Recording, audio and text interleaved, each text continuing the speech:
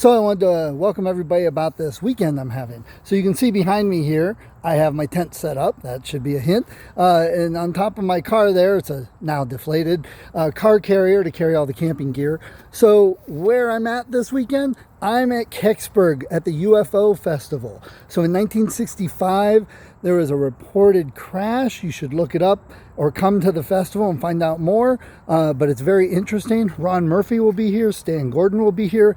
Many more, lots of vendors, lots of fun activities. But I'm here starting to promote my cryptid side of what I do. So I've had people ask me, why, if you're an author, are you talking about cryptids? Why are you doing that? It doesn't seem to fit what you do. Yes, it actually does. Let me explain. So I'm not just writing books to write books and sell.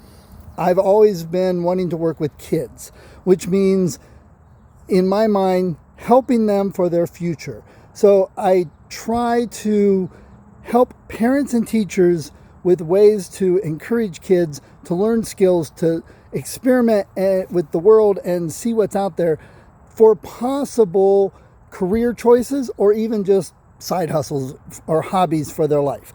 And for me, cryptids is perfect. I love it. It's fun for kids. Now, we've always had dinosaurs, right? Isn't that what kids all like? They love dinosaurs. I loved dinosaurs when I was a kid. But I think dinosaurs are starting to get played out a little bit. We've had all the Jurassic Park movies. They've seen those movies. Dinosaurs just are not quite as interesting anymore.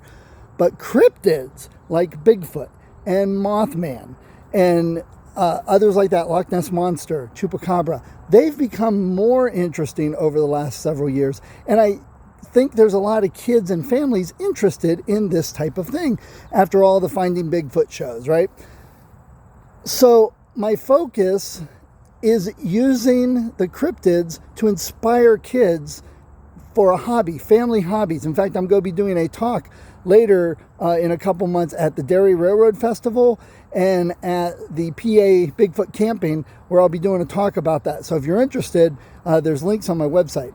But kids find cryptids interesting, and it's something families can do. You can come out, set up a tent, and go looking in the woods, seeing what you can find. Maybe you find some footprints. I talk about that, how to turn it into a good hobby. But it inspires kids. It might get them to want to read. I'm getting books out with an investigative group called the Oddish Questers. I know at this festival there's going to be Ron Murphy and Stan Gordon, good friends of mine. They're mentioned in several of my books that they have information about the UFO crash. They have information about Bigfoot in this area, fairies, goblins, all sorts of things. So kids get interested. They read those type of books about the mythology, the folklore. Maybe it inspires them to do this as a hobby. Maybe it inspires them to write and get involved in the research. Maybe it inspires them to become a studio executive or a film producer because they want to make shows similar to what they've seen on TV. There's all sorts of things. But unless they're introduced to that world, they probably won't know about it. Most of them won't. So I'm going to be set up at the Kecksburg UFO Festival this weekend.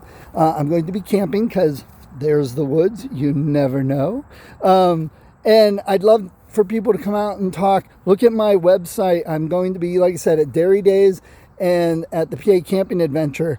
I need to find a few more in my home state of Ohio. I seem to be going to PA a lot, but I'll be having some of those coming up too. So cryptids, it's what I'm using to inspire kids to read and to write.